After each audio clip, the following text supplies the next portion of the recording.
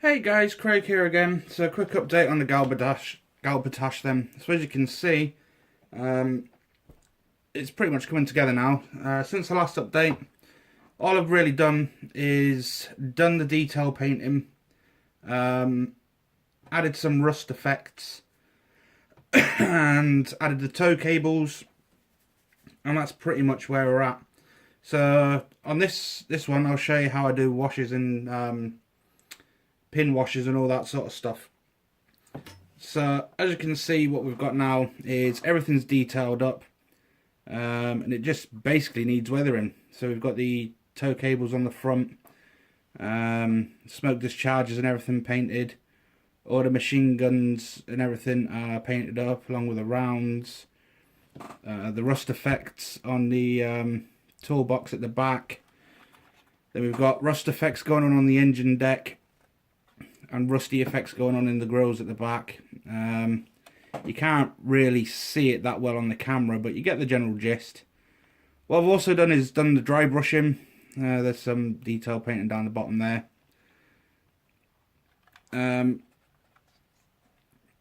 Yeah, so after we've done the washes on this, the next thing I'll do is the tracks. I put the tracks on, as you can see, but I'll go through the tracks separately. So something that I've learned over the years when it comes to washes and that, once I've done the detail painting, what I generally do is put a gloss varnish over the whole kit. And what that basically does is it gives you a surface to work on for your oils and your washes. What I've found is if you use a matte varnish at the start, matte varnish is really rough. So when it comes to things like putting your decals and everything on, you'll sometimes get what's called silvering. So that's just when you put your decal down on your kit, and once it's dry, it looks like it's just a sticker stuck to the kit, rather than it looking like a stencil or the actual being part of the paintwork like it's supposed to do. So if you stick a gloss coat down, and then once the gloss coat's dried, then put your decals on, which is what I've done here, what you'll see is it blends into the kit better than it does if you use a matte varnish. Once you're at that stage and you put your decals on, that's when I do the washes and stuff, because I want the decals to weather with the rest of the kit, rather than weathering it all up, putting the decals on, and then they're super bright. Particularly in the case of this, where the white decals, it'll be super white against a muckied up vehicle, so it wouldn't look right. So that's where I'm at this point. It's got the gloss coat on, the decals are on, the detail painting's done. So all it really needs doing now is the washes. So the two I usually use for sort of like this type of vehicle, for desert slash Israeli, I use the AK Interactive OIF and OEF wash. That just gives you the muddy, dry, dust, sand, wet sand sort of grime going on. And then I use the OIF and OEF streaking effects, which is just basically grime. And I use that for everything. And this is what we're going to pin wash with. And I'll show you the difference between washing and pin washing. So when it comes to actually washing the thing then, ideally, I'll take the turret off for now because it's just going to get in the way. I generally use a brush that's sort of like that. It's got a oh, sorry guys. Generally a fluffy end on the end, because we're going to actually wash the whole vehicle. With this wash, what I found is if you stir it, the thing is so thick that it comes out like black acrylic rather than a wash. So all you generally have to do is just in this case, just shake it up. So when we're washing a vehicle, basically you're just doing the whole thing. So as you can see, it's going on absolutely thick there. And all we're going to do is get it into every nook and every cranny, particularly the areas where what generally don't get washed off with weather. It's going to be in all the thick nooks and crannies where you're going to get all this thick built up crap. Don't worry how thick this is just at the minute, because this is going to change in a minute.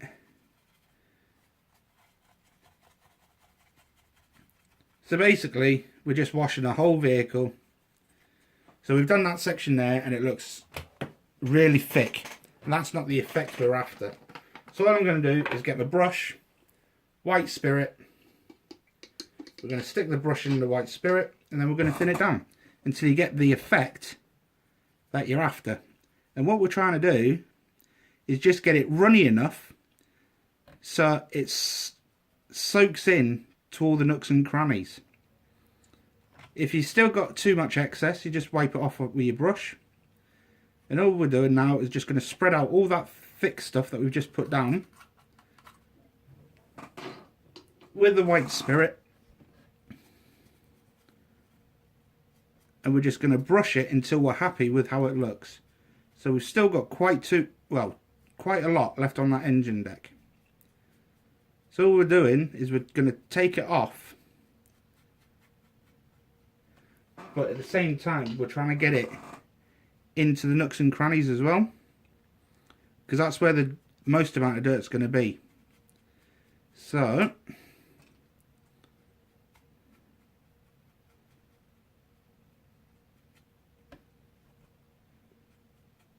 that's pretty much these back decks almost done. I need to move that over here because it's too far away from me, because you're in the way, guys.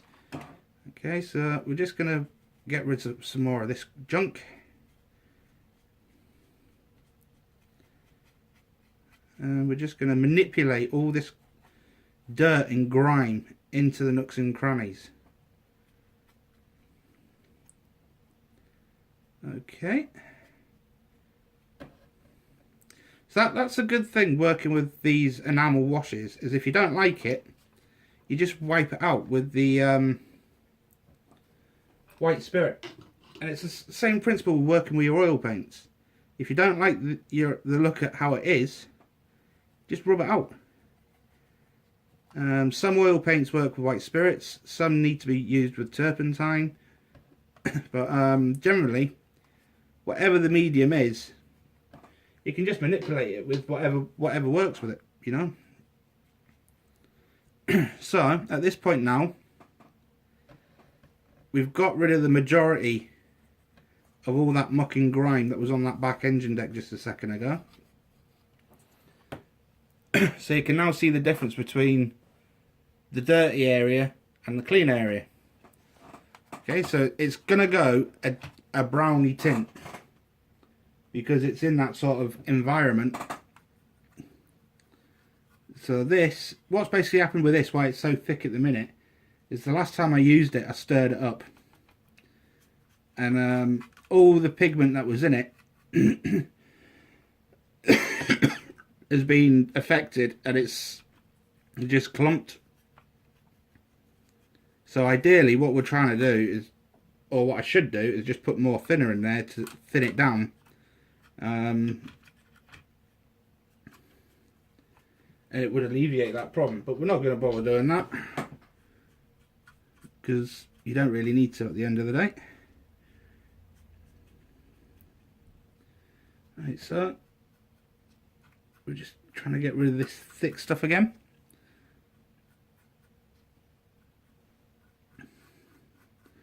Once this is dry, it generally dries quite quick when you're using it with white spirit, because the the alcohol in the white spirit will evaporate really quickly, and when it evaporates, it dries the paint or the wash or whatever it is you're using it with, or your oil paints. If you just use, for example, oil paints on its own, you'll find that oil paints take days, weeks, and even months to dry fully and cure before you can do anything with it. But by adding white spirit to it and using it thinner, it dries a hell of a lot quicker, because it's being dried out with the alcohol evaporating. So we're getting there now on this side. Now the overall look with this is dependent on the environment you're going to use it in. Okay, if you want heavy weathering and heavy muck, you need to think about where it's been or where it's going, why it's got that dirty. So a vehicle generally like this, at the minute, although it's generally in desert conditions, they're used in built up areas. So the majority of the effects of this are going to be dusty rather than muddy or really grimy. Whereas if you were going to do like a Gulf War build, for example, or something from a proper full-on desert environment, you'd maybe go thicker on the dust and the sand effects on that one. If you're going into like a NATO thing, you would use muds and darker colours for the to simulate the temperate conditions. But overall, it is literally up to yourselves and the look you're after. So with this, all I want with this is to make it look as though it's used, but it hasn't spent months and months and months in the desert, just doing not a lot, just gathering crap. Because it's not a derelict tank at the end of the day. This is trying to simulate something that's being used in the streets. That's some of the problem with some of these weathering things. You see some of this World War II stuff that's absolutely weathered to death. But if you really think about it, the vehicles didn't get a chance to get overly knackered. Just purely because we're getting destroyed before the life services were up. Not to say that the vehicles weren't absolutely bogging in World War II, because I'm sure there was. But every sort of like World War II vehicle you see, it's heavily weathered to the extent where you can't really tell what the vehicle is or what it's doing or where it's been or the story it's trying to tell. Which is one of the reasons, again, I try and stay away from World War II stuff. So all we're trying to do on the front now, the front's going to be slightly thicker because that's obviously where majority of the grease and grime is going to come from.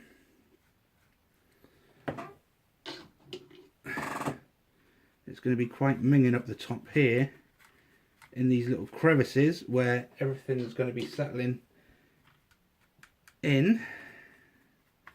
It's going to be quite gipping up and around there.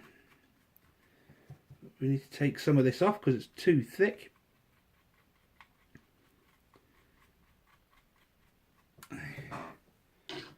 So this is basically how I just do my washes. It's just trying to figure out the environment you want the vehicle to be in, looking at a lot of pictures and reference stuff to find out what they actually look like, and then trying to recreate it.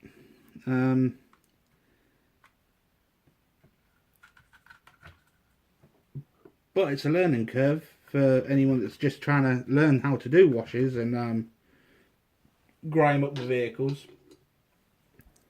But like I said, don't be afraid that if you get it wrong with this stuff, as long as it's enamel and not acrylic, you can just rub it out and start again until you get a desired look that you're after. It's, the only thing I'd suggest though is before you start washing, make sure you've got a varnish down of some sort. Because if you do balls it up and you ain't got a varnish down, the vehicle will probably disintegrate. Because the white spirit will make your plastic really soft and supple, and you'll probably find that most of your parts are going to start snapping off because the white spirit's just attacked it,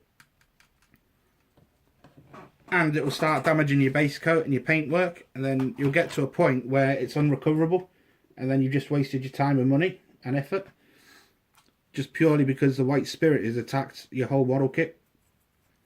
So before you attempt any of this sort of stuff, please remember to put down a protective layer prior to doing your washes. That's top tip 101. because I have actually had it before in the past where a kit has just disintegrated on me purely because the white spirits just attacked into it. So that's talking from experience, guys. So that's basically the wash. And we're nearly done with the top there. And what we're going to have to do after that is exactly the same process on the turret.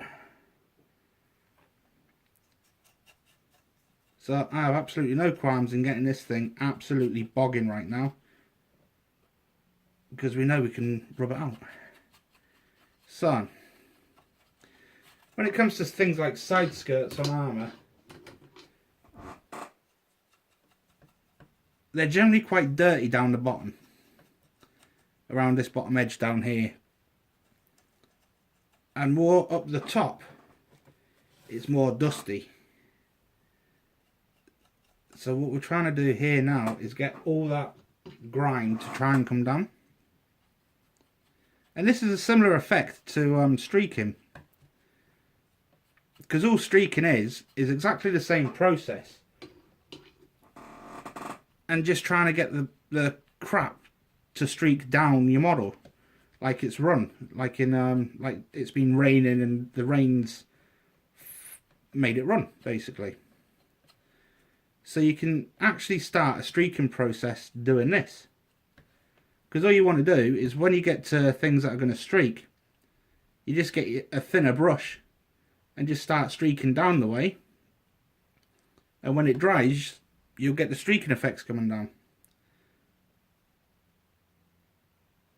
But I'm not ready for streaks on this one just yet, because all we're just trying to do here is get a base coat of basic weathering down. Okay, I think we'll leave that side at that. We'll quickly do the other side, and then we've got the back and the front to do. So what we'll do, once I've finished doing this, we'll cut it off, and once this is all dry, I'll show you how I do the pin washes. Otherwise it's going to be an hour-long video. You guys will be bored out your teeth. But the end product's going to be exactly the same. So I'll just do the whole on this video for now. You get the idea as to what I'm doing. And then I'll upload the second video to the pin washers and that tomorrow probably. Can't be doing 2 videos in one day and spoiling you. But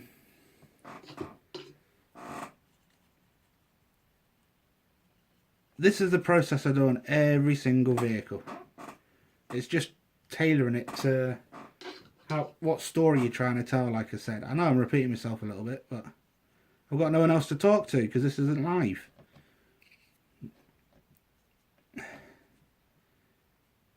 And again, once this dries, if you don't like it, you just rub it out with your white spirit. It's a little bit of a balls ache if it has dried, because then you do have to really soak it a little bit with the white spirit to get it to lift again, but it will come off. When I first started using oils, I was petrified of using them, just purely because of not understanding how oils worked. And it was like, shit, okay, if I balls it up, I'm going to have to bin the whole thing, and not realising that you can easily rub it out. It was only when I started doing sci-fi models and I was being shown on various people's videos how it works with the old oils.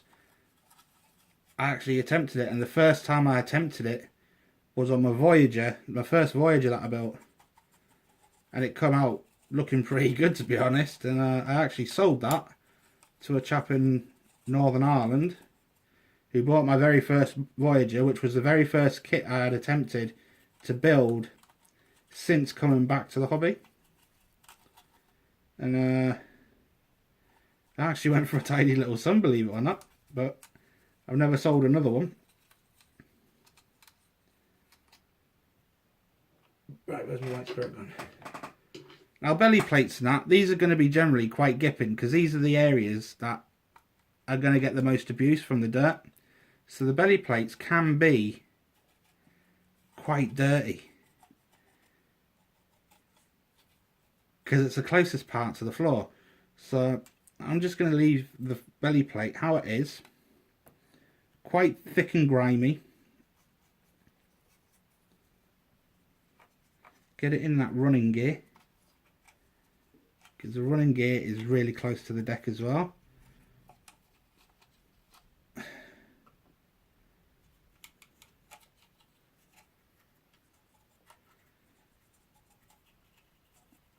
I don't know. So what we've got going on the underside there is I've got it quite thick, quite minging. We've got some streaks going on there where it's running, which is good, because that's hopefully generally the direction that the wind will be blowing anyway if the vehicle's moving along. We've got some rust effects going on here mixed in with all the grime and the mud. It's a little bit light around there. Right, there you go. Let's just add some nasty little effects there. So what we've got left to do on this one now is the back. And backs of vehicles, particularly tanks, get really minging, because all the crap that gets kicked up from those tracks accumulates in every nook and cranny. So you'll find your rear wheel fenders or your arches and that, mud guards and all that sort of crap are going to be thick with dust and muck and grime, because all that crap gets thrown up behind it off the tracks as it's going along. However, I don't want it too thick on the back, because I want to put some other weathering effects on it once we've finished all this process. But generally we're looking for quite a dirty, mucky, grimy back end where all that crap's been soaking up.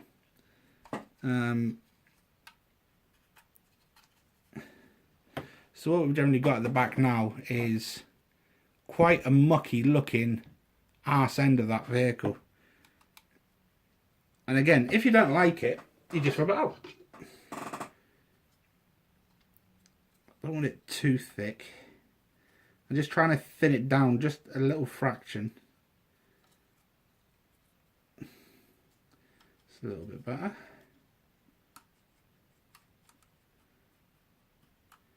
Don't want too much on there.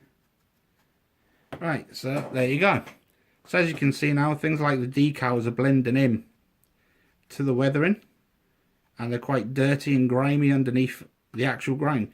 So the way I try and do this is exactly the process that I would do in real life. You get your base paint, and then on your base paint it will get weathered by the sun all the time. There's no getting away from getting weathered by the elements. And then as soon as it starts moving around, you're going to get things like the mud, the snow, the salt coming off of snow and all that sort of crap. So I generally try and do as close to how it really happens in the real world, and then you can't go far wrong. So the only other things left then on this is going to be the wheels. And wheels generally take it, because they've got all the nuts and everything for this stuff to soak into. You don't really have to do a great deal on the wheels, but we want some muck on there just to soak into all those crevices to pop the detail. Same on the back here and in there, and we need to get a load in between here now. That's one of the bad things about this bloody hull, it's round. Right, so it's generally quite minging in there. Happy days. So other side then, literally the same thing. All we're going to do is get all this weathering stuff, all this oil paint, enamel wash, whatever you want to call it, into the nooks and crannies on these wheels. Into the nooks and crannies on there, on that rear sprocket is exactly the same thing. And then we want loads on that inside of that hole, because it's going to be absolutely gopping in there, just purely because of the shape of the hole.